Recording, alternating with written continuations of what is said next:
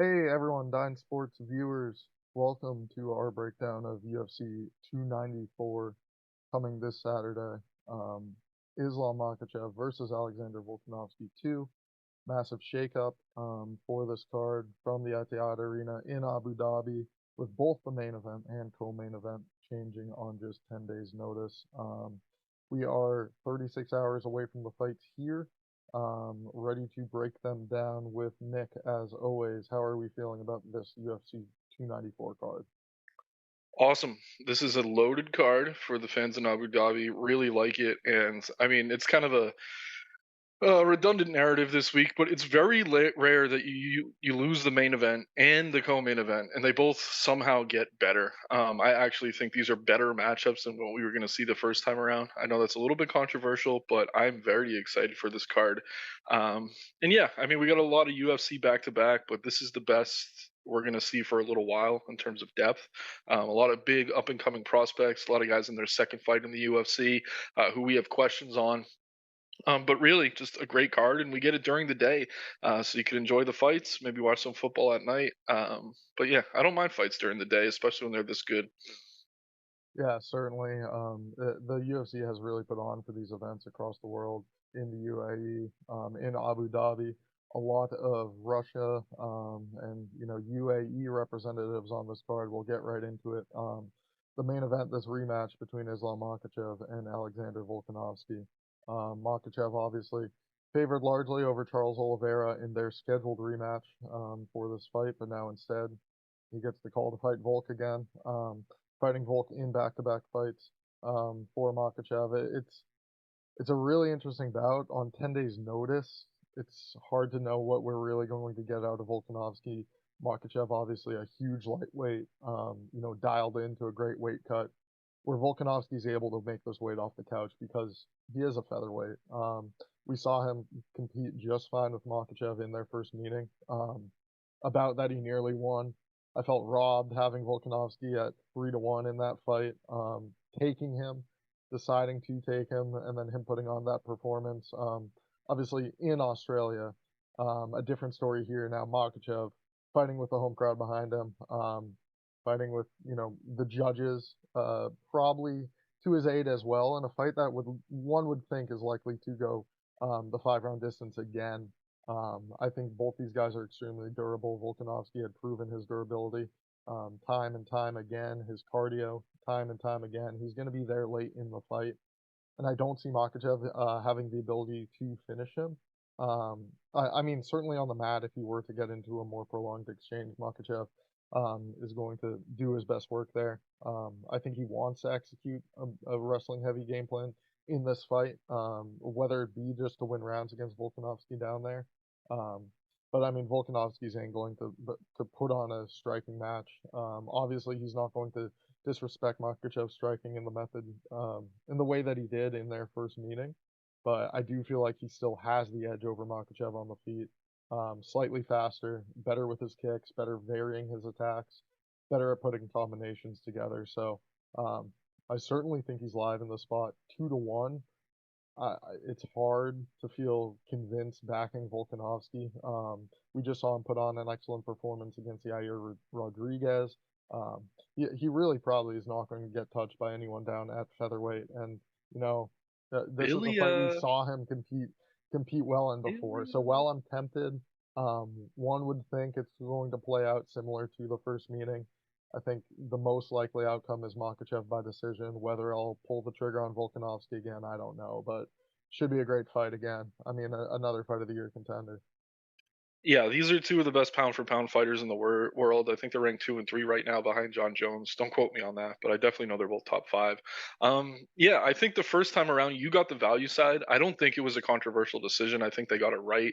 I think it was closer to 4-1 than it was to 3-2 in favor of Volk, and that being in favor of Islam. But I do think that the changes Volk made in his grappling with Craig Jones, training under Craig Jones, who's studied Sambo just to kind of counter it for the past past 10 years, it really shone through, and he looked excellent there. I also think people underestimated Islam's striking ability on the feet, especially his defense and his ability to counter. He did a good job kind of baiting Volk into certain exchanges where he did land some big shots. He did get Volk to drop to a knee at one point. Um, but yeah, it was a super competitive fight. I think where you got him at plus 300 that first time, you were on the value side, even though I am not going to say it was a controversial decision. But this time we're looking at it and we're seeing kind of what, 2 to 1 now? I think at most books. I'm trying to find Yep, 2 to the 1. odds right around 2 to 1. And I mean, a big factor for me here is that rehydration window. There's a very short window to rehydrate um, in Australia for whatever reason, and that definitely favors the guy who isn't cutting as much weight. Islam looked fine, but he's a guy who walks around close to 180. I think he's going to be very, very big here. And Volk, while he does look good, both these guys are going to make weight. He doesn't look as shredded as he usually does, even at 155. The physique isn't quite where it normally would be, so I don't know. I think the size discrepancy is going to be much more apparent this time around. I do still see this as a competitive fight. I do still favor Islam to get it done. But listening to Volk in interviews, in the press conference coming in here, we see a lot of guys take short notice fights and they say, hey, I'm here. I took the opportunity. Let me go guns blazing and see what I can do early. Um, Maybe he has the cardio. I'm sure his cardio was in better shape last time around or when he's on a full camp. Volk, always a guy who's very durable, always a guy who you know can fight for 25 minutes, but he took that fifth round because of his cardio, because he was outlasting Islam, and I attribute some of that to the rehydration there as well. So yeah, and just looking at the line value, I mean, you're going from 3 to 1 to 2 to 1, and now you're in Islam's home crowd. Not technically speaking, but it's definitely going to be a pro-Islam crowd where Volk was fighting in Australia last time. So I think the intangibles all flip to Islam's favor, and knowing Islam won last time with all those intangibles in Volk's favor, I do think Islam gets it done here. Probably by decision. Wouldn't shock me to see inside the distance though if Volk just says screw it, let me bite down on my mouthpiece, try to take him out in the first or second.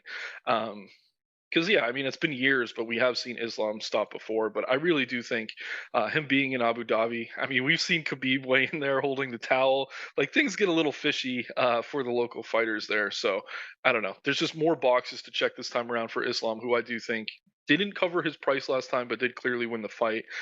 So I'm on Islam here again, but it's very, very rare you get two guys in the top five pound for pound fighting each other. Very excited for this matchup. Certainly looking forward to it. Would not be surprised if Volk maybe caught him once or twice, kind of leveled things out in the middle rounds and then took over late like we saw last time. But I think the more likely outcome is that it's competitive early. Volk comes out a little bit more aggressive this time, but that plays into Islam's favor in the later rounds, especially in the grappling. And I think they're going to see a lot of those things that Jones did. And it's a very like back and forth strategic they're at such a high level in this grappling, and I know I keep talking about Craig Jones, but he's the one who really doctored a lot of that game plan. And I think Khabib and the team is going to see some of the things he was doing, find ways to counter some of those counters. Um, it's a little bit, I don't know. I know I'm getting out there in terms of explaining why I think he's going to win, but I just think they're going to be a step ahead. And there's also rumors that people knew Charles was going to be pulling out before that injury even happened. I don't know if I buy into that, but if that's true at all, I think that means Islam had even more time to prepare for this matchup. Um, so yeah, just all the intangibles are now in Islam's favor. He won the fight last time. I think he's going to be much bigger than he was last time, and Volk's going to be a little bit smaller. So for those reasons, I'm on Islam here, and I think it is a pretty fair price. Last time it was lined incorrectly. It should have been like minus 200 Islam. We're seeing around minus 250, but I still think I'll probably time into a few parlays here. Maybe take a little stab on the money line, but Volk is one of the best to ever do it, so I don't fault anyone for taking him at these plus odds. Excuse me. Yeah, no, and I mean, Makachev as well, taking this fight, I mean, choosing Volk as the opponent. He wanted someone who would make weight. I don't think the change from Oliveira is going to be that, drastic. His preparation really wouldn't change much for that style fight. Um, I'd like to see, you mentioned the grappling exchanges as well. Volkanovski perhaps in his more aggressive approach, looking to rain grounding pound, getting top control on Makhachev at some point. It is just a dangerous game to play as well. So when you can have Volkanovski for plus 200, I think Islam by decision plus 200, Mm. not a bad look, the opposite direction. But yeah, Yeah, just one more thing, just want to touch on. Some books have I haven't looked at the lines yet, but they have like 4 or 5 or decision, like 3, 4, 5 or decision. I think if you're trying to get a little bit better of a number on Islam, that's probably the safest way to go because I do not expect him to finish Volk early here, by any stretch. And if there is going to be a finish, it'll probably come late. So you're kind of covering yourself, getting that decision tied into your outcome. That's probably the way I'll end up going. Yeah, I don't see Volk getting finished in this spot. I think if a finish comes, it's him catching him early. Fair enough. All right, next up, we will move on to this co-main event at middleweight.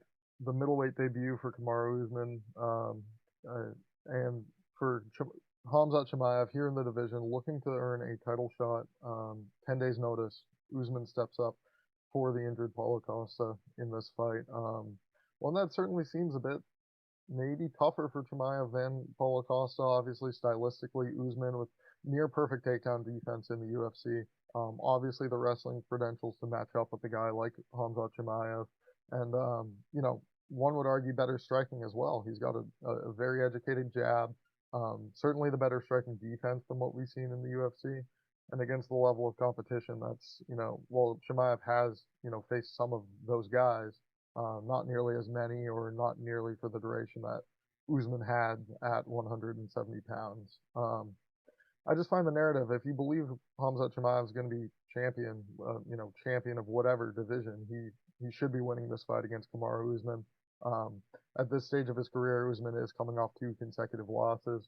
Um, they are to Leon Edwards, who some people hold in very high regard. I don't particularly. Um, and I think it's somebody that, Chimaev would also match up extremely well against. Um, this a fight in enemy territory. Hamzat now living, training in Abu Dhabi. I think it's a good test for him at this stage of his career. But I do believe in the hype. I believe his ability to execute what he wants on the mat and his aggression to get into those positions is going to be a key in any grappling exchanges that we see.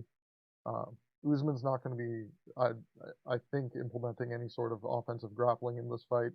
He's similar to Volk. I think knows what he wants to do on 10 days notice, showing up and going for a finish, teaching this kid a lesson here. And in a 3 round atmosphere, we haven't seen Usman in one of those in a very long time. So I think he is going to put the pedal to the metal, look to strike with Chimaev here. But Chimaev much bigger, certainly bigger at middleweight, certainly again dialed in for a weight cut, prepping for a fight, something that Usman is not, moving up into this weight class because of the short notice nature. Um, I think that there is value here on Hamza Chimaev, although it seems a crazy line.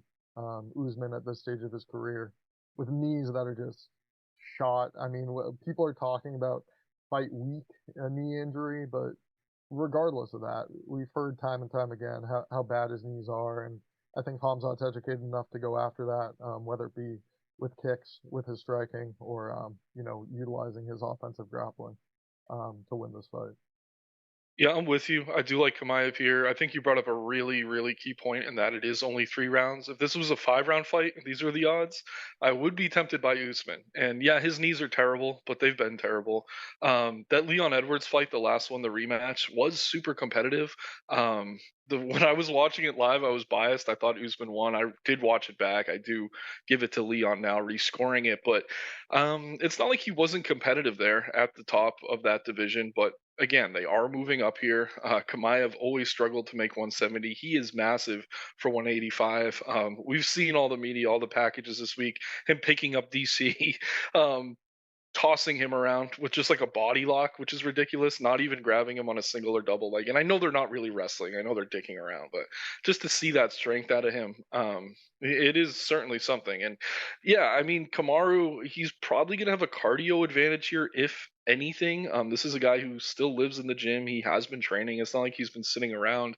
But at the same time, I mean, the size difference. Like, when's the last time we saw a guy much bigger than Usman against Usman? I mean, Leon had a little bit of height on him.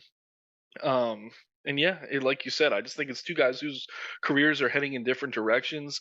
And I do really like that Kamaev had that competitive fight with Burns. I think he learned a ton from that matchup. We saw in the press conference, or I don't know if it was the press conference or the media day interview. What's your prediction here? Are you gonna knock him out in the first round? Like, and he said, no, no more predictions. Like, he's like, I tried to knock Burns out in the first round. That's why I got tired. I'm just gonna win. I'm gonna kill this guy. That's all I know is that I'm gonna kill this guy. So I like to hear that. Kamaev has a great team around him. I know he left All Stars. I don't know if he has the same head coach. I don't know if you've um, heard anything about that. I did really like his head coach when he had him, so I am a little bit concerned there. But at the same time, I do think he's going to come in here cerebral.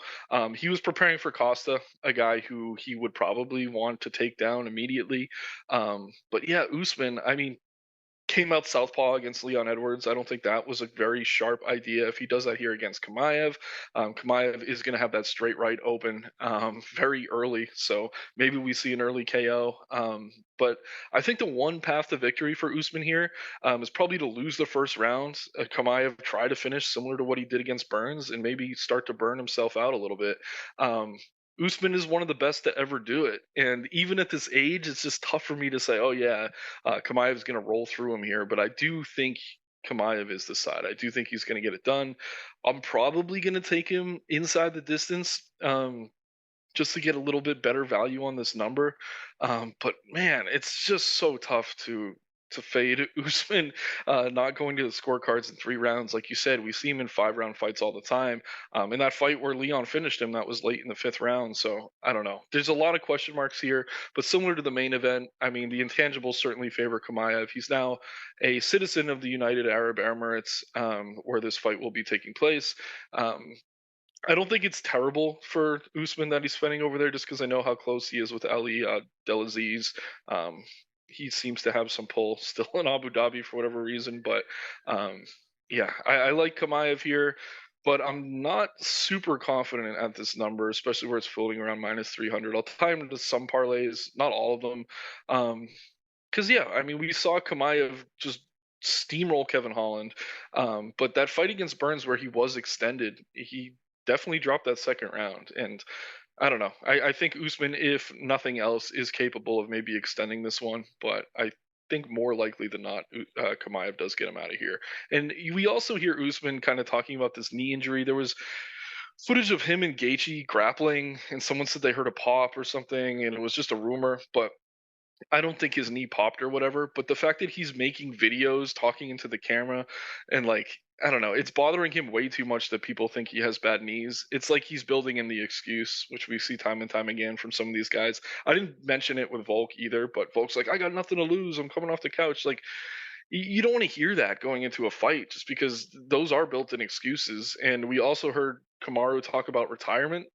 He's not saying he's retiring after this fight, but whenever that word enters a fighter's lexicon, it's usually a bad sign. So I like Kamaev here, but we haven't seen him fight in a very long time. We haven't seen Usman in a very long time. We haven't seen Usman at 185 pounds.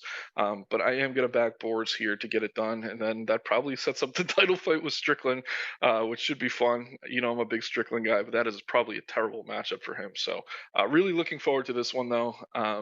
Yeah, people want to see Kamaev tested. Who better to test him with than one of the best welterweights of all time, albeit a fight at 185 pounds. Yeah, and again, if he's going into a title fight with any of these guys, I feel like at this stage of his career, he's beating Kamaru Usman. So Agree. very excited for the co-main event as these cards shaken out after those mix-ups, late cancellations. Still awesome, awesome way to end the night.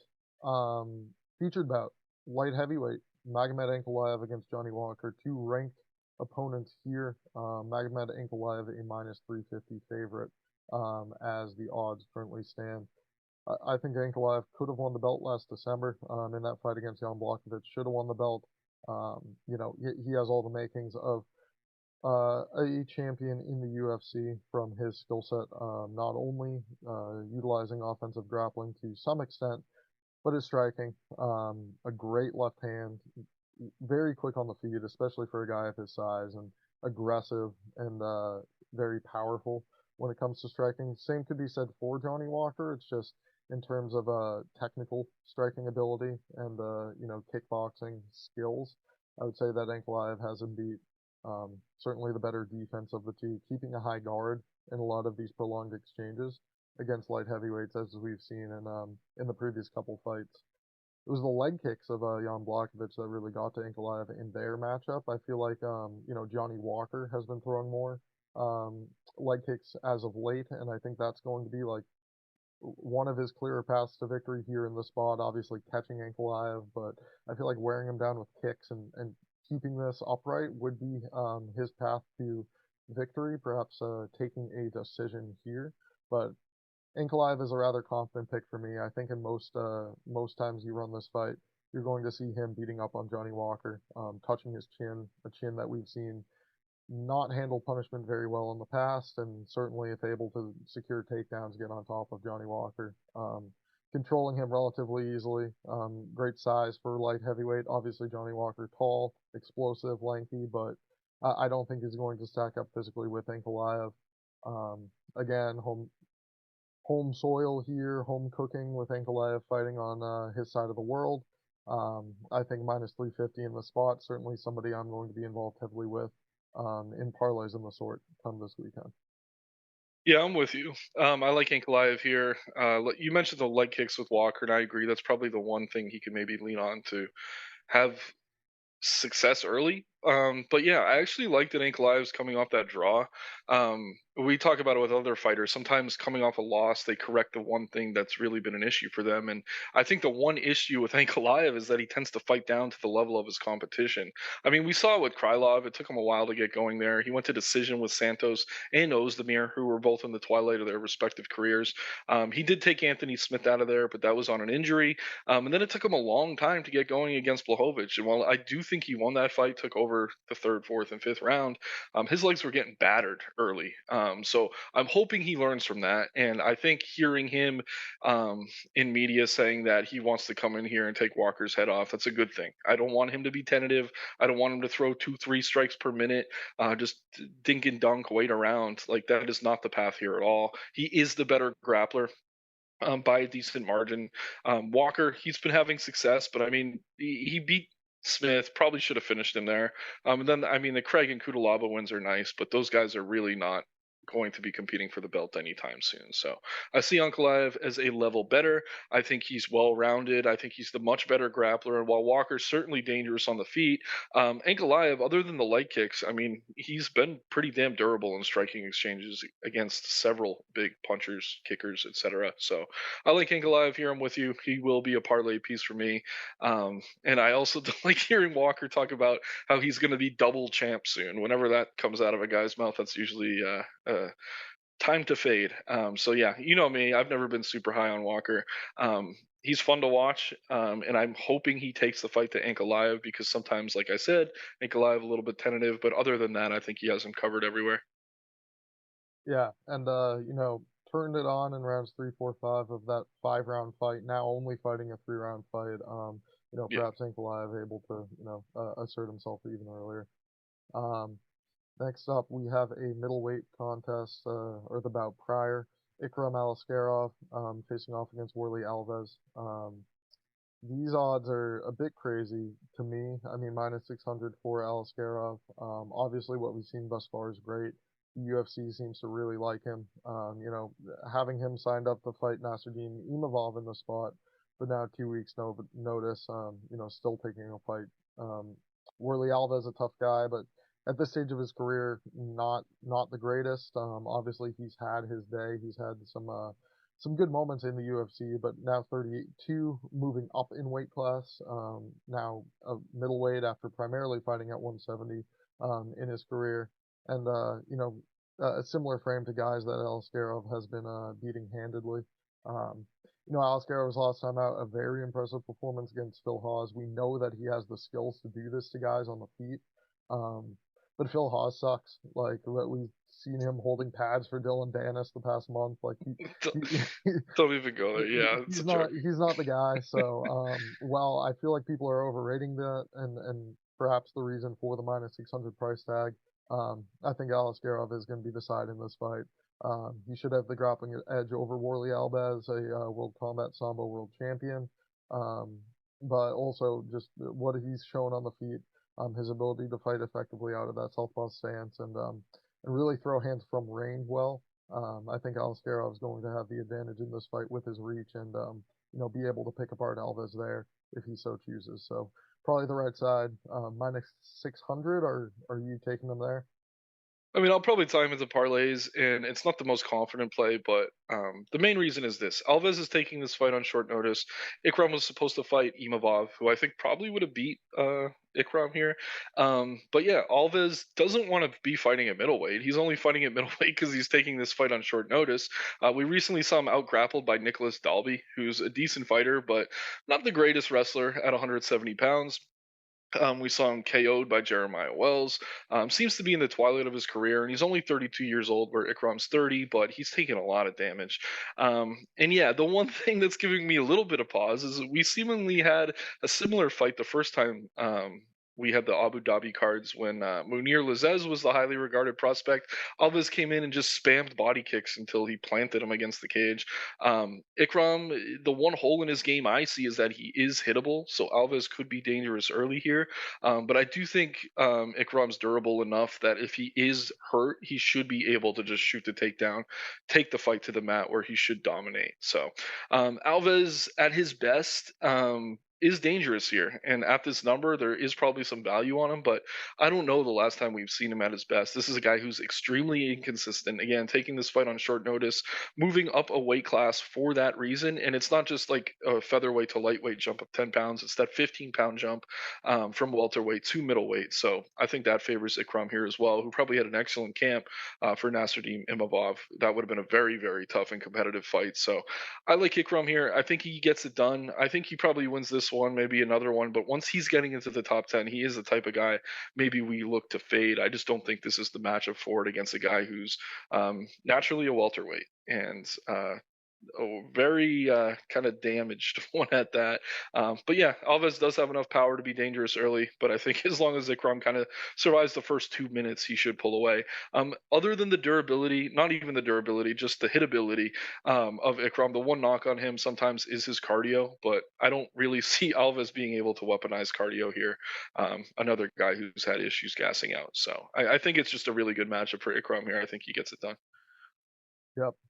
Yeah, absolutely agree on that one. The main card opener comes at bantamweight. Again, main card 2 p.m. For those watching around the world, 2 p.m. Eastern. Saeed Nurmagomedov -220 against Muin Gafarov. Ween. Muin. This is one of 3 fights I'm still a bit torn on. Obviously, Nurmagomedov seems like the proper side. Just somebody that I never like laying, -200 or worse on. He fights in close bouts. Sometimes, he sells a bit in the late rounds, and sometimes he can struggle early before really getting into it.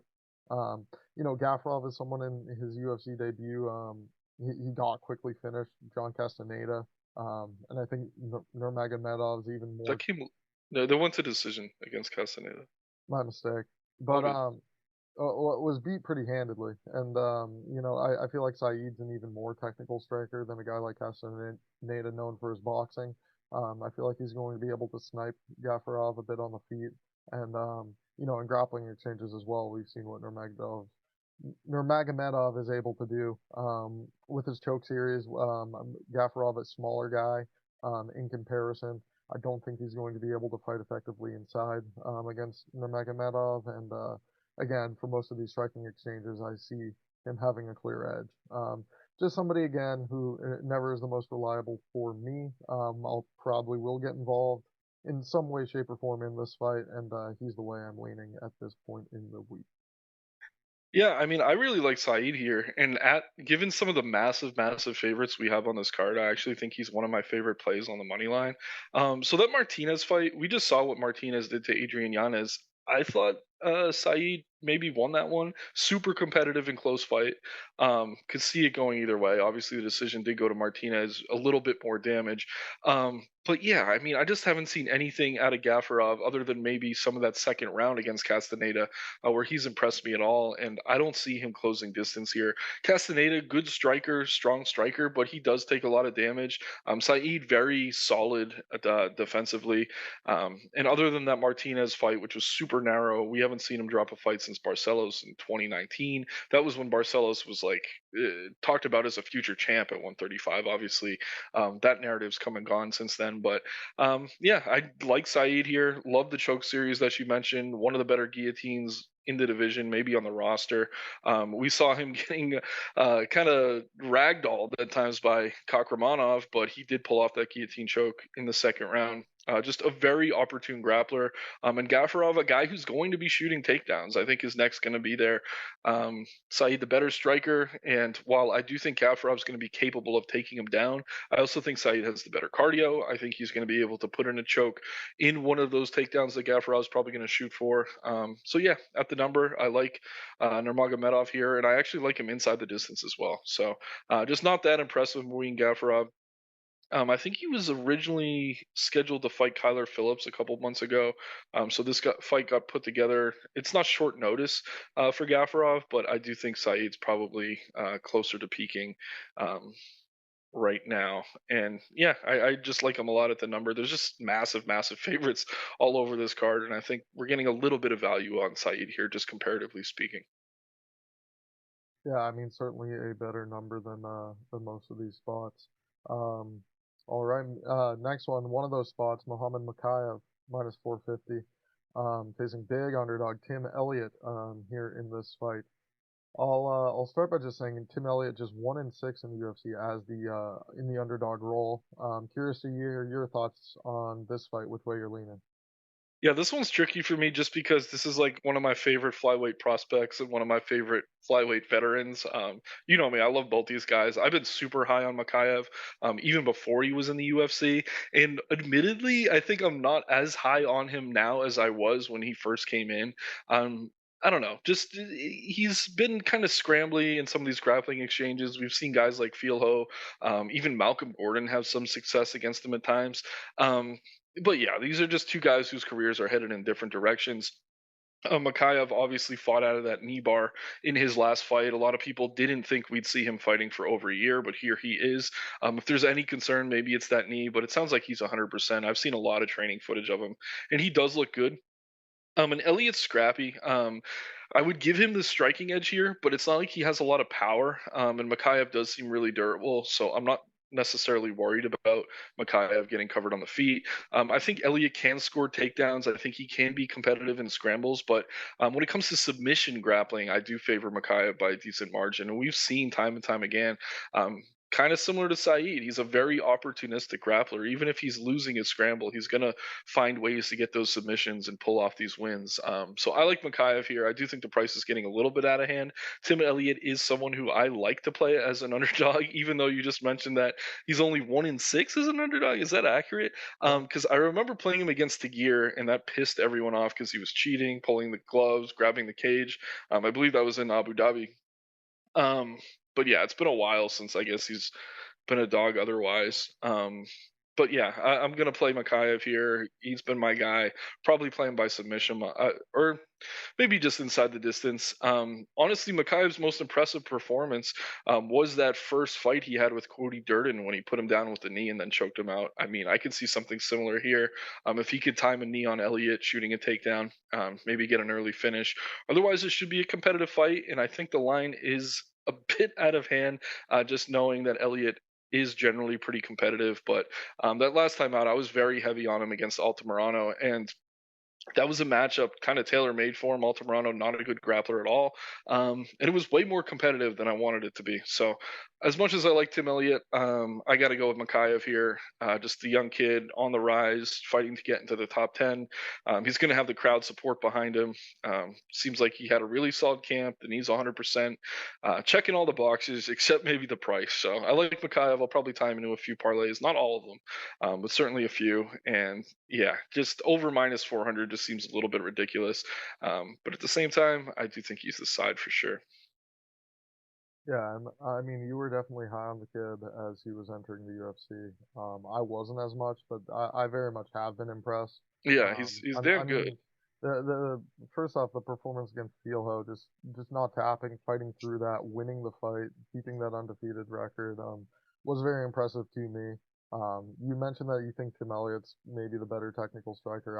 I disagree. I Not like like tech. Makayev on the Well, feet, right? But Makayev on the feet, his style is just tough to deal with. Is Tim right? Elliott He's is a awkward. very awkward Yeah, striker, and you can't train for it. That's my only point, really. he may be slightly busier as well, but Makayev should be landing the more effective Mm, shots throughout the agreed. course of this fight. I think his length is going to give Tim Elliott problems if these two are exchanging there. It's a 4-inch advantage in reach for Makayev. He's a And big flyweight. yeah, this time off, I mean, after obviously the knee looked awful. I'm shocked he's back this soon, but the time off probably did help. Having these tough fights thus far, I think we're have yet to see the best version of him. I think he is only going to keep improving. And yeah, again, I wasn't as high on the kid, but certainly against guys like Tim Elliott, guys here fringe top 10, 15 flyweights, he should be able to mow through. This guy is hardly a flyweight, and yeah, I like the kicks out of him. I think Tim Elliott is going to get hurt in this fight. And yeah, I would have a hard time seeing it go the distance. I don't think the price is too bad, even on just a no distance look. I think it's maybe slightly juiced to the under, but not as much so in some of the previous Makayev fights. I mean, based off these performances, but still a look that I'll probably take here, as well as tying him into parlays. I got him a bit earlier before this 450, but still a number I would probably play him at. I don't think as highly as you of Mr. Tim Elliott. So I think it's Makayev in the spot, winning again in Abu Dhabi. We'll move on next to a lightweight fight, debuting Mohammed Yaha, plus 125, going against Trevor Peak, minus 165 in the spot. Yaya, a Emirate, fighting here on home soil, against a guy in Trevor Peak who's, I mean, had fun showings thus far in the UFC, but you can kind of know what this guy's about. He's all gas, no brakes. He's going to throw strikes, haymakers, and he's going to not put up the best striking defense in exchange. Yeah, is somebody who we've seen clipped and finished in the past. Somebody who, in general, gets dropped in his fights. Watch back a few, and his defense isn't quite there either. And I just think Peak is going to be the one foot forward in this fight, throwing the heavier shots and probably connecting on the chin more frequently. So he's going to be the pick for me, with no confidence at all. Lost money on this guy a few times. Um, but I do think in this spot he's going to be able to get through. Fighter making his debut here who has proven to be a bit chinny in the tape I've seen. Yeah, this is one. There's a couple I need to spend a little bit more time on. This is probably one I need to give Yaya a little bit more film study. But yeah, Peak, I mean, he's super fun. He's a fan favorite. Like you said, he throws the haymakers. Guy fights like he's in a bar fight. Zero striking defense, but a really strong chin. So, um, yeah, not a guy I'm ever excited to back. Doesn't seem to have great grappling either. And we have seen Yaya win a few fights by submission, arm triangle as recently as March of 2022, but fighting pretty low level competition for UAE Warriors. Honestly, this is probably the lowest level fight on the card in terms of just like pure ability between the two fighters. And whenever you're dealing with lower level stuff, that certainly leads to more volatility. So I do think I lean Peak here, but it's not a confident play at all. I want to spend a little bit more time looking into this Yaya kid. It's just hard to lay. Um, minus money on Trevor Peak, just knowing how terrible he is defensively. He has been training more with the Bryce Mitchells of the world. Maybe he has gotten the grappling going a bit. Um, I mean, I like the kid. He's a nice story, and I'm a fan of watching him fight. It's just, do I want to put my hard-earned money on him? Probably not. But at the same time, this kid they're bringing in, he's just kind of a local guy, so they could have another local fighter on the card. Didn't have to go through Contender Series or any of those channels. He is the lightweight champion for UAE Warriors, but compared to some of the other champions we've seen out of that promotion, he had a pretty easy path. I mean, the guy he just beats now 5-4-1. Before that, he beat a guy who was 7-4. That's the guy who we got the arm triangle on in the fifth round. I'm pretty sure because the other guy was gassing out. But again, I want to spend a little bit more time on this one. But the lowest level fight on the card. I mean, there's so many good betting spots. It's probably just a good one to skip. But maybe bet the under. I probably think either Peak finishes him on the feet, or if this kid can grapple, maybe he can take him somewhere on the mat. But I don't know. I'm on Peak for now, but uh, don't recommend putting money anywhere on this fight, really. Yeah, I mean, Yaya likes to play at like kickboxing range. I think a guy like Peak is gonna be, foot He's gonna forward. walk forward Yeah, throwing hooks with no jabs. flipping It's him. Yeah, so hilarious to watch. yeah, yeah. Uh, should be a good fight for as long as it may last. It'll be fun. Yeah, it'll Yeah, be fun. yeah. I'm thinking Pete gets him. UAE Warriors has a good card as well. I believe on Saturday. Oh yeah, Um, yeah, Timur Valiev against Ralian Paiva, yeah. and then our boy, what's Ali his Al name? Kaizi. Yeah, the guy from the show Barry on HBO. He's fighting as well, so looking forward to that. Tune in. All right. Bantamweight's next. Javid Basharat minus 600 against Victor Henry. Here in this spot, Basharat, obviously very impressive thus far in the UFC, but to warrant 600 in the spot is a bit crazy to me. He's undefeated still. Um, he's somebody whose striking looks very good. He keeps his hands tight. He has good kicks. And then certainly the grappling that he likes to implement. Is more than serviceable. 2 takedowns per fight thus far in the UFC, and I feel like Basharat is going to test Henry's jiu-jitsu and ability to compete on the mat. Henry has proven himself before in that realm, proven able to get up before in that realm, but also taken back down. And I kind of see this fight going in that manner. Javid maybe landing the prettier or harder hitting strikes on the feet with Henry the higher volume. While Javid may also be looking for takedown, get up, rinse, repeat on a guy like Victor Henry here. So certainly both ways I describe it, it's more competitive than a minus 600 line would imply. I'm not sure am going to involve myself here in the spot, although I've liked what I've seen out of Javid. Henry's just somebody who has the cardio to go a hard 3 rounds, is competitive from the first minute to the last minute, and certainly a live dog in most spots at plus 425. You know, feel free to hop on, but I think Javid does win. I'm just not that confident to bet him at this number. Yeah, man, this is a tough one. Victor Henry, pretty underrated, and I think coming into the UFC, no one really thought too highly of him, but then he beat Barcelos. But then he had that bad showing against the Sun Sao. Everyone wrote him off. Looked better last time out against Gravely, but that was a competitive fight. Both these guys had competitive fights with Gravely, so they do have that common opponent. Um, but yeah, I do like Javid. I'm with you, but this number's insane. I feel like I almost have to take Henry here. Basharat, the better grappler, he's probably going to be able to score takedowns, but Henry is a catch wrestler. Trains under Josh Barnett. I mean, you could go back to the early days of the UFC with guys like Frank Shamrock, Ken Shamrock. Catch wrestling is a pretty solid discipline, especially defensively grappling. And yeah, we've seen the cardio out of him, averaging nearly 9 significant strikes per minute. Um, I don't know. I feel like I just want to keep my good record and pick the guy I think's gonna win. But I mean, if I'm gonna make a play based on the number, this is a spot where Henry looks really good. And I mean, as impressive as the Bashrats has been, that line's a little bit inflating because he's undefeated. The line's a little bit inflated because he's probably gonna have the home crowd behind him here. Um, but yeah, I see these guys as very similar fighters.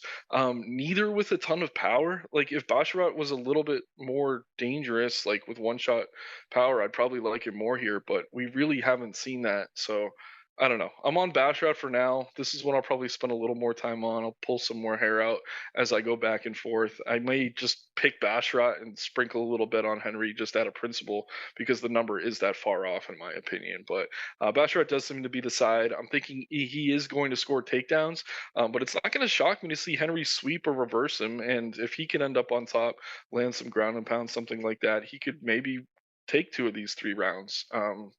And yeah, that's not what we're seeing at this minus 600 price tag. We got another fight coming up. I feel very similar in, not the next one. I think the one after it. But yeah, it's just the price is wrong. So like, while I totally agree with Basharat being the favorite, it just seems like an egregious price. And I don't know. I just can't confidently tie Basharat into parlays in what I expect to be a competitive matchup. Yeah, maybe for those perhaps playing daily fantasy, something of the sort, using him there. I just again, it's hard to get involved either decision or catch him late. I Like like the over. yeah, Yeah, it's a tough but it's fight. probably One would juiced, think this right? is Russell. Yeah, yeah, Yeah. I would think so. Certainly one likely to see the scorecards. Yeah, the next fight, middleweight, Cedric Dumas facing Abu Zaitar. This is one of the three fights I've really been torn on. I Agreed. don't have a pick at this point. Dumas has shown a vulnerability in his grappling this far in the UFC. Looked okay otherwise. Looked bad in his last fight, but it was just a bad fight in general. Facing Cody Brundage. Um, this I feel a style of fight that would favor Dumas. Standing, trading with a guy like Azaitar.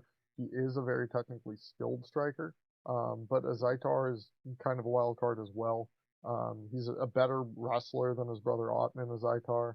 Um, Again, one of these guys fighting on home soil, big knockout power, and now at 2-1, I feel like this is lined a bit improperly. Dumas just thus far not very reliable in my opinion, and again, while this is a style of fight that likely does favor him, I'm finding it hard to make a pick in this spot. So curious to hear your thoughts on this matchup. Rather low level. Yeah, first of all, it is rather low level. I mean, my read on these guys is probably a little bit different than yours. I don't think Dumas is all that great of a technical striker. I think he's dangerous and he's very rangy, 79-inch reach. He uses that pretty well. But in terms of technical ability, I mean, he's still a little bit wonky. I actually think Zaitar might have the technical advantage, and I think if there's an advantage here for Dumas, it might actually be on the mat. As insane as that sounds, there was the biggest hole in Dumas's game coming into the UFC, but at just 28 years old, you have to think he's going to be working on that extensively. Um, but yeah, this is a fight that was scheduled to take place in Vegas. It got rescheduled to take place in Abu Dhabi. The Zaitar brothers had that incident a couple years back where they were smuggling things into the hotel room and their fight got called Potatoes. off. It was just Yeah, potatoes. potatoes or whatever, steroids, potatoes, ecstasy, who knows? Um, I've heard all the above. But yeah, I don't know, and I don't know what to think here because you got a guy in a Zaitar who fights like once every couple of years, who's totally rich, has no reason to fight. You go back to that quote about once you're sleeping in silk sheets, there's nothing to fight for. I know I'm butchering it, but you know Sure. what I mean. This guy's got a ton of money. Like, why is he fighting? There's no reason for it other than he likes to do it. He was battered by Marc Andre Barrios last time out, but Barrios would do the same to Dumas. And other than that, we haven't seen him fight since 2018. So what are you getting here from a Zaitar? And I think he could come in aggressive early and maybe take Dumas out. But if he doesn't, I do think Dumas probably pulls away late. But at the same time, I mean, Dumas's defense has looked terrible. His fight IQ has been next to zero. He didn't know how to defend a takedown. He was like yelling for his corner against Brundage in a fight that he ended up winning, but it was just terrible to watch, like you said. I don't rate either of these guys highly. I think Azaitar has the power advantage. I think he's a slightly better technical striker, but I think Dumas's range should negate most of that. I probably favor Dumas in the cardio, but again, we're dealing with a very low level matchup, which means it's going to be a very volatile matchup. I'll wait to see weigh-ins. Maybe I can get an interview of Zaitar somewhere. I don't think he was on the main stage for media or anything like that, so we're gonna have to do some digging on that. But this is one I'll spend a little bit more time on. But I don't know if I want to lay minus 250 on Dumas against anyone on the roster. So um, I don't know. I think Azaitar's win condition's probably an early finish. Maybe that's the play. You probably get a decent number on him by like round 1 or 2 KO. But at the same time, I mean, how do you have confidence in a guy who fights twice every 5 years and has no reason to be fighting? Um, but at the same time, I mean, Dumas's fight IQ and his technical abilities are just very low. So I don't know. It's tough to put money on either of these guys. Kind of similar to that Trevor Peak fight we talked about earlier. Just really not excited to back either side. But it should be fun little chaos, however long it lasts. Yeah, maybe Dumas is such a big favorite because the Moroccans have millions of dollars on him, but, otherwise, yeah, good point with Azaitar's reason for taking this fight. I mean, perhaps handpicking a guy who he finds vulnerable. Yeah, it's another Um, Ali guy, and they tend to get favors done for them. So Either way, should be a fun one. will We'll be. we'll we'll move on next to a lightweight matchup between Anshul Jubilee and, Mike Breeden. Jubilee's somebody who, coming off road to the UFC, looked pretty good thus far. 13-0 as an amateur, now 7-0 as a, professional. He's got good top pressure wrestling. Not only that, but getting fights to the mat, and keeping control once in top position seems rather solid. Whether it be getting the fights in that with his takedowns or, solid trips. Good at working inside the pocket and even finding body lock takedowns on his opponents. Um, I think this is a matchup where he could really, smother a guy like Mike Breeden. One-way traffic. Paying off as the price tag we saw earlier in the week, minus 400, now closing quite significantly to minus 270 for Jubilee. I do like him there at that number. Breeden, a solid boxer, but just 62% takedown defense in the UFC. They fed him to Terrence McKinney last time out just 2 months ago, and he got knocked out pretty bad, or finished in that spot. 0-3 now in the UFC is the 34-year-old Mike Breeden. So I really don't think he has the highest of upside. I think the Contender Series or young guy here that the UFC, could see a future in building. Should be able to get the job done. Obviously, entry into the India market. Not very many Indian fighters under the UFC banner ever, really. But here in this spot, I do think minus 270 is going to be a good price for Jubilee. I think he's going to be able to control Breed and win this fight convincingly. Yeah, I'm not so sure. This is another one kind of similar to the Victor Henry fight where I think the line's a little bit out of hand. I mean, Jubilee, he scored that I mean, KO. 400 was out of hand, but now 270, 260, like, I mean, there's a reason it's closing. There's a reason there's a lot of money coming in on Breeden. And yeah, you mentioned Breeden's 62% takedown defense, but he fought Natan Levy, who was kind of spamming takedowns against him. All the guys that Breeden's lost to in the UFC, McKinney, Levy, Hernandez, I would expect to run through Jubilee. So you're also paying into the fact that he's undefeated, coming off a KO. But the level of competition he's faced has been pretty terrible. I mean, the guys he beat on road to UFC, okay, not great. Like you said, decent top pressure when he is grappling. Um, he does have some power on the feet, but I do think Breeden's the better technical striker. I don't rate Breeden all that highly, so it's not like I'm rushing to the window to bet Breeden as an underdog. But this is one I want to spend a little bit more time on. But I agree with the line movement. I think wherever he opened, that's absolutely insane. And also, I found out today that the UAE does not like India for some reason. So they're really booing this guy. They don't like India. I don't know what the politics of all that is. But this Mike Breeden might be the only USA fighter who has the backing of the crowd here. So I think that's a little bit interesting. I just wouldn't put him in parlays. And I do think the UFC wants Jubilee to get the win here. You see Breeden coming off 3 losses in a row, but at the same time, I mean, we've seen guys in that position before kind of turn the tables. And yeah, Jubilee, 28 years old, fighting out of India. Have we ever seen an India fighter find success in any promotion? I know, what's his name, fought for one championship, but he got exposed eventually by a striker. So I don't know. I don't know. I just don't rate Jubilee that high. I'm gonna spend a little bit more time on this one. I probably won't bet it either way unless I could get some nice value on Breeden. It looks like that might be disappearing. But if the line kind of levels out and this is where we're gonna get it, but if I could get I don't know, plus 250, plus 300. Maybe I make a little stab on Breeden, but I do think Jubilee's a bit overrated for sure. And I think the market's adjusting because they see that as well. He just hasn't beaten anybody good yet. And Mike Breeden, I mean, you could kind of say the same thing, but he at least went the distance with Levy, had a few moments in that fight. And yeah, I mean, Hernandez and McKinney, they would flatline Jubilee, in my opinion, as well. So, Yeah, um, you lose a fight if you get taken down 9 times, so if that happens again, yeah, he probably loses again. yeah, but Jubilee isn't really the wrestler that Natan Levy is. So I don't know. Again, this is another one that's pretty low level. There's a lot of super high level fights on the card. Maybe you don't put your money on these volatile spots. I think in the long run, that's probably a good strategy.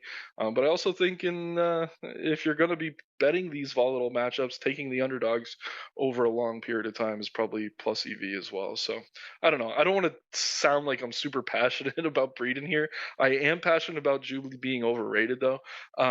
So I don't know. I'm gonna have to spend more time trying to sell myself on Breeden. But I am pretty comfortable not backing Jubilee aggressively here at this number, even as it continues to close. Well, I do find interest in Jubilee minus 270 more so than perhaps Nathaniel Wood minus 325 facing Muhammad Naivov. Um, Naivov here coming off a big upset of Jamie Malarkey his last time out. Now I do find Wood much more quality, athlete, a UFC caliber fighter than any of the past three guys I've mentioned. But he has had sketchy moments in recent fights, and certainly took some losses earlier in his UFC career. Naimov, that it's a right hook and then left hook combination that he loves to throw, and that is what caught and finished Jamie Malarkey in their bout. I think he's somebody who is certainly dangerous on the feet, especially for a featherweight, but not the biggest guy for this particular division, nor is Nathaniel Wood. I think Wood in this fight is going to be able to touch him up a bit from range, but certainly not looking to play for long extended periods on the feet. Likely looking to implement his grappling a bit more here in this fight against a guy like Naimov, who has shown to be a handful when exchanging blows with, but not as efficient when fights do hit the mat. So I think this is a matchup with inflated odds too, just because of what we have seen out of Naimov. But most times you run this one. Nathaniel Wood, cream should rise to the top. Should prove to be the better fighter, likely over the course of 15 minutes in this bout if Naimov can last that long. So certainly I think he's the right side. I just probably won't be betting him at 325. Yeah, I'm more confident in this one than I would be in Jubilee. I think Wood has him covered everywhere here. And I mean, you look at the Malarkey upset that Naimov scored. I mean, Malarkey won every minute of that fight until he was KO'd. So you got to think Nathaniel Wood coming into this fight knows what he needs to look out for. Um, he's going to be the better grappler. I hope he leans on his grappling here. That is his clearer advantage, but he's also the better technical striker, lands more volume, absorbs less volume, very quick in and out of breaks. But like you said, we have seen him rocked a few times. I mean, Feely was way bigger than him. He dropped him in his last fight. So there are some chin concerns here, but I think the way I do it, I'll tie Wood into most of my parlays and then probably hedge, just take Naimov by KO. Um, and you're probably in an okay spot there because you're probably going to get a decent plus number taking a heavy underdog um, on that KO line. Because certainly I don't think we see a submission or anything like that. So I like Wood here. I think he gets it done. I think he has him covered everywhere. I think Naimov's a little bit overrated coming off that Malarkey KO, which is totally understandable. That was up a weight class against a guy who has been known to be pretty durable. But again, Malarkey just he was cruising, dominating, and he got overconfident and got caught. So I think as long as Wood, who's coming off a fight where he got caught but survived, knows what he's getting into in this matchup, he should be able to cruise. All right. Next fight, we will take a look at women's strawweight matchup: Victoria Dudakova, minus 550 against Jinyu Frey, who could be had at plus 400. Tell me your thoughts on this one. Yeah, I think Dudakova is a little bit overrated. I don't love the price, but I think she's just so much bigger than Frey here that she should win no matter what. Um, good grappler, not a great grappler. I think a little bit overrated. I mean, coming off that win over Nunez, where Nunez dislocated her arm, on a pretty sloppy takedown, but at the same time, like I said, I just think Frey. It's unfortunate there's no atom weight division. I did like her when she came into the UFC, but she did get a very, very late start to her career. Had that nice win over Yoder, but it's kind of been downhill ever since. I think they want to get Dudikova the win here. Not that many. Is she Russian? I think she's Russian. Yep. Not that many Russian prospects in the women's side, so um, yeah, I'm not super high on Dudikova, but they do seem to be feeding her a very small fighter in Jinyu Fry here. And I do expect Dudikova to have that grappling advantage. Fry 89% takedown in the UFC, but that's because she is shot on relentlessly. I think she might have a slight advantage on the feet, but not enough that it's going to hold up for 15 minutes. I think even if Fry looks good early, landing cleaner strikes, Dudikov is just going to be bigger, landing the more powerful shots. We saw Fry KO'd by the likes of Polyana Viana, who's known as a jiu-jitsu grappler, not really a striker. And yeah, it's just two fighters again whose careers are headed in different directions. The price is getting a little bit out of hand, but I do think Dudikova gets it done. Yeah, you nailed that one. Plenty of losses on Fry's record. Not the most reliable in general. On the feet, I agree that Dudikova has the advantage in terms of power. Fry may put out a higher volume and look to keep coming forward on her, but I don't see her doing so to great effect. And yeah, she's too small in this fight. She's not going to be able to effectively grapple. I think if Dudikova wanted to take things to the mat, she would even have find a bit of success in this fight. But I don't imagine that going to necessarily be her game plan. I think she could win either way here. Um, yeah, not somebody I'm betting at minus 550 again. A lot of huge favorites on this card. Certainly ones I like more than getting involved in this fight. But yeah, this very well could be Frey's ticket out of the UFC.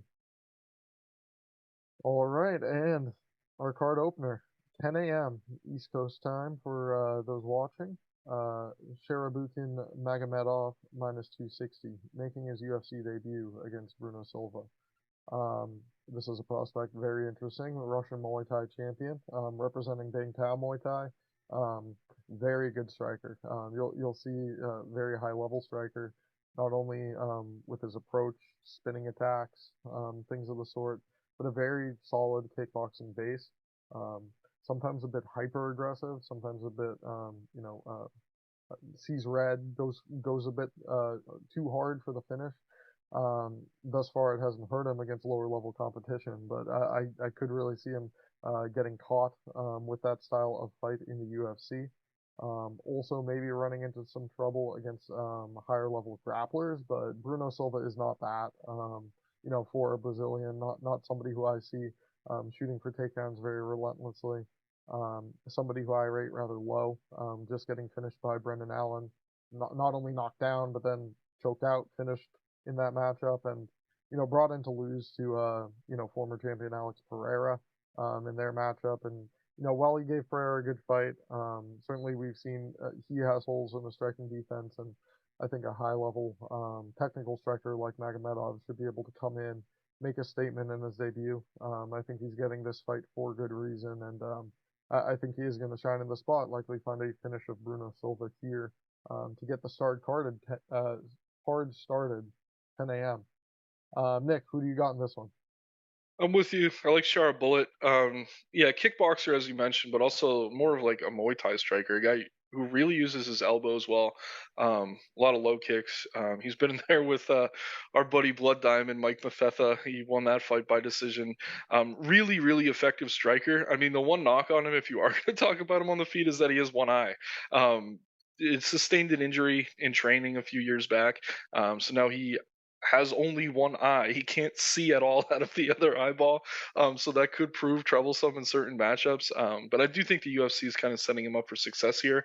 I will say Silva's never been KO'd ever, which is a I little bit. mean, just did by Brendan Allen, and then he choked him out. I mean, if you watch that Yeah, fight, and the Mearshart fight as well. That's the one I wanted to bring up. Like, and he I don't know, also looked good. Mearshart. I love the guy. He has not looked good over his last few fights. The last time he looked good was against Bruno Silva. Silva did run through Tavares. Um, earlier this year, but I think that was kind of a weird fluky outlier. So I do like Bullet to get it done here. I think the UFC is paying him more than like the 12-12 that you see a lot of guys getting into the promotion with. They have given him some media attention this week.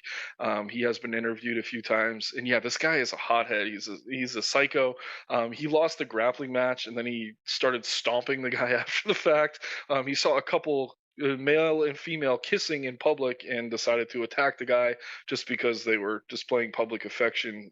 Super hot headed, which is good for a fighter, but also can be bad for a fighter if you're too emotional. I don't think we see that here against Silva. I think he knows the assignment. I think he gets it done. But yeah, at the same time, I mean, he's a good prospect. I don't think he's the super prospect. Maybe he's being billed as though. So he could be a fade in the future. But I'm with you. I do think he gets it done here, probably inside the distance. Um, but yeah, I'm excited to see him make the walk. Definitely an intriguing character for sure. Yeah, should be a fun addition at middleweight and a very fun fight to start this loaded UFC 294 card. Again, Makhachev versus Volkanovski 2, the rematch on short notice. Um, Everybody, hope you enjoyed the breakdown. Tune in for our full write up on Dine Sports come probably late night Friday. Yeah. And enjoy the fights this weekend from Abu Dhabi. Thank you all for watching.